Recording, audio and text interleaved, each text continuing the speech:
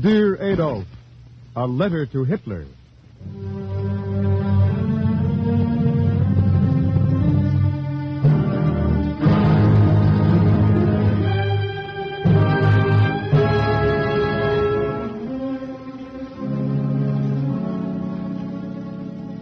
The National Broadcasting Company, in cooperation with the Council for Democracy, presents Dear Adolf, a series of 6 narrative letters written each week by Stephen Vincent Benét, one of the nation's greatest writers.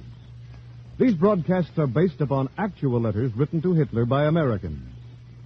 Today's program, the second of the series, presents Melvyn Douglas, distinguished actor of screen and radio, relating the views of an American businessman as he addresses a letter to Hitler.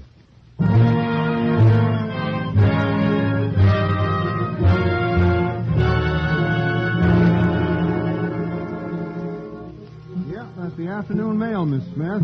All signed. Yes, I talked to Major Limpert. Going to meet him at the plant. Any other calls? Mrs. Benson did? Well, I can't get back for dinner. The Major and I will pick up something somewhere. You won't mind. Yes, Miss Smith, I had lunch. You can tell Mrs. Benson I had lunch. And don't look as if I never had it. That was just last week when we got the change specifications. No, I don't know when I'll be through. I may sleep at the plant. Take a letter, please, Miss Smith. Adolf Hitler. Berchtesgaden, Germany. Yeah, look up the spelling. I've had this letter on my mind for quite a while. Ever since the boy got into the Air Force. All right, take the letter. Dear Adolf, this is me. This is me, one American businessman, J.B. Benson of Benson and Company. I run one plant in one town in a place called the USA. I'm 49 years old, 3 children, and a dog. Been in the manufacturing business ever since I got out of the last war. Believe in it, too. I'm a church member and a Rotarian and a lodge member. In politics, I usually vote the straight ticket, though once in a while I'll split it for a good man. Sometimes Miss Benson says that's stubborn of me. Sometimes she says I'm broad-minded. It all depends, I say. I'm vice president of the Chamber of Commerce in my town. I help run the community chest. And there are thousands like me all over this country. Just the plain, ordinary businessmen who sit at table 24 at the convention dinners and are out on the end of the row when they take the group photograph. That's why I'm taking time off to say, we're all against you, Adolf. The businessmen, the manufacturers, the industrialists, the men who designed and put together the whole big plant of America. We're moving against you. We're against you and we're out to lick you. Come hell or high water.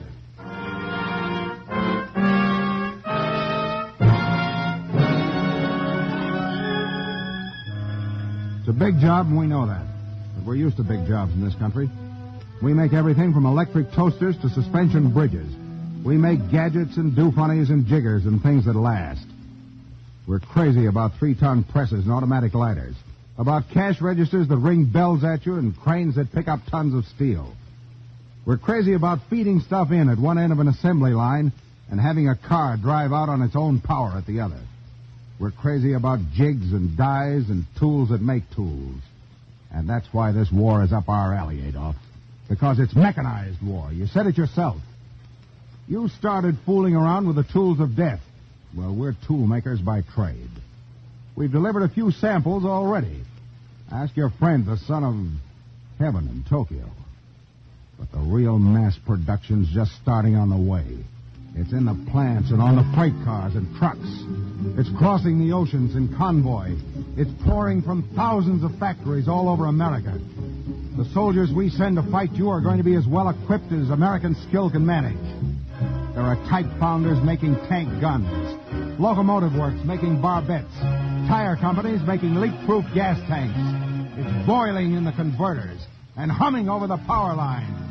It's being stamped out and welded and machined and finished and marked with your address.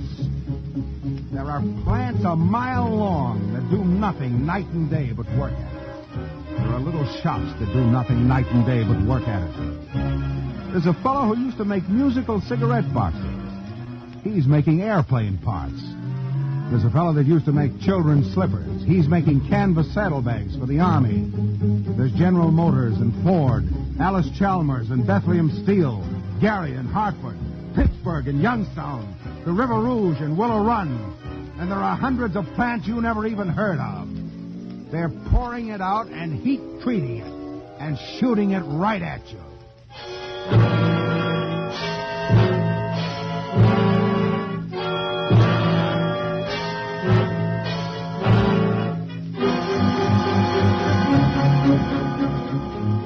Why? Well, there's just one reason why. Our resources will beat the Axis. But if we don't hammer these resources into tools and planes and tanks in time, we might just as well be buried with these unused resources. No, that wasn't our government, Adolf. That was a manufacturer in Louisville, Kentucky. Want to hear another?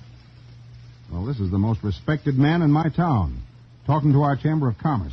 Gentlemen, war business is not good business. It's hard to get, and it's harder to get a profit on it. It's as full of troubles as Pandora's box. But I'm taking all I can get, because if American business does not make a success of this job, it will never get the chance to fail at another.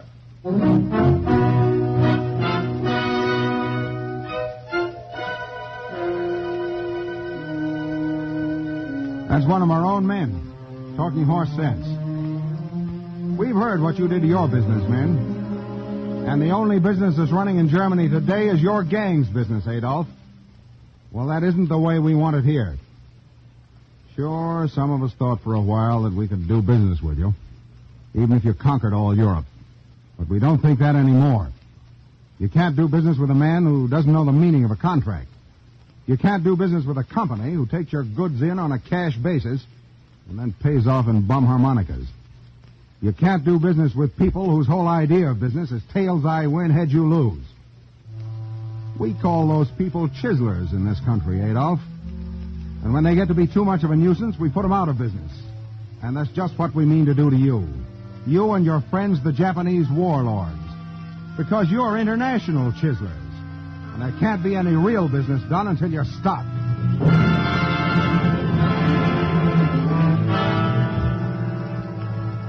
Sure, we kick about a lot of things here.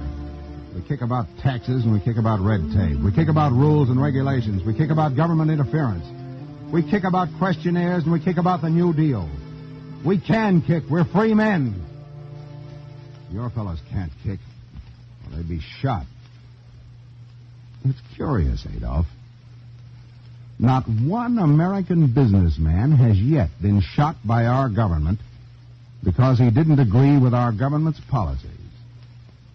That must be curious to you. But we mean to keep it that way.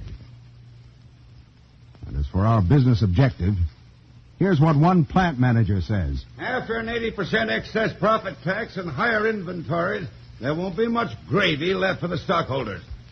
But that old whistle out there will still be calling men to work after this war is over. And that's more than some of Schicklgruber's whistles are doing right now. That's our objective, Adolf. No, I'm not painting a rosy picture. Things are tough. They're going to be tougher. Industries that can't convert will suffer badly. Many businesses will suffer badly. We'll all be regulated as we've never been regulated before. Some chiselers may make undue profits, and we'll all see many changes. But we built the big plant, and we mean to keep it working. For the USA, not for you. To work and to plan and to do something. To try new things and get them done. To get the cost down and the volume up so the ordinary man can have things that only the few could enjoy a little while ago. To make some kind of a profit out of brains and skill and management. And to get the world's business straightened out so that people like you won't keep gumming it up.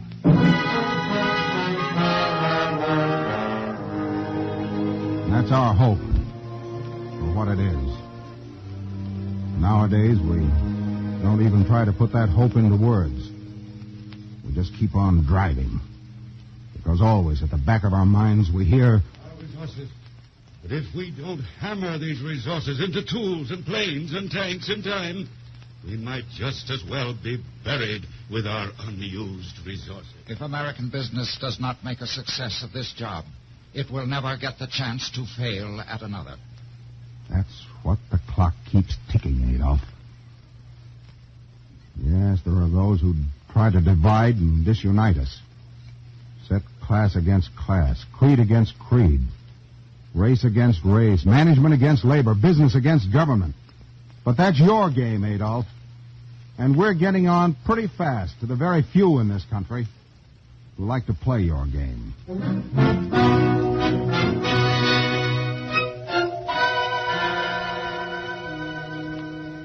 No. A lot of us businessmen may not die in battle. We'll die of coronary and Bright's and the overwork diseases. Maybe a few years earlier than if you'd never been born. Well, that's all right. You send a plane over tomorrow and lay a bomb on this plant and bury me under it. Well, it was J.B. Benson's plant. And he lived and died J.B. Benson, a free American. He wasn't Henry Ford, but he did all right in his line. He kicked at his government and he never broke 90 on the golf course. They liked him pretty well in his town, and he paid his bills on the first. And when he figured he owed the United States a debt for value received, he paid it. He paid it by scratching around and getting things done that couldn't be done in less time than there was to do them. And if there's a balance due, and there probably is, his son and his partners and his company will take over the rest of the debt and see it's paid in full. They won't slacken and they won't tire. They won't rest and they won't fight about objectives.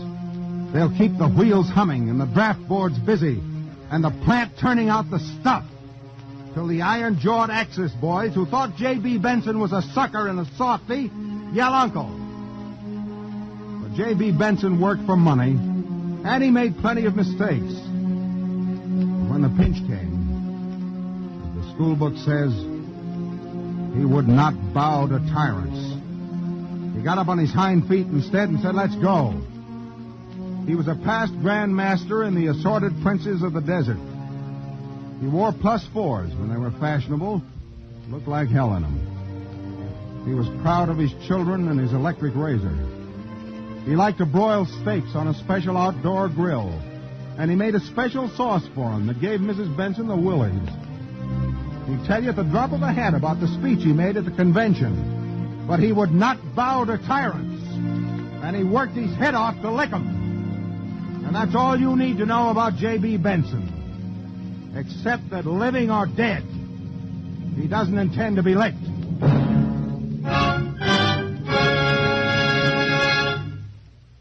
all, Miss Smith. Yes, yeah. Use the company letterhead. Huh? Copy to Mussolini? No, I don't think we need to waste the paper. But send one to Hirohito. And mark them both special delivery. By bomber. I better get over at the plant.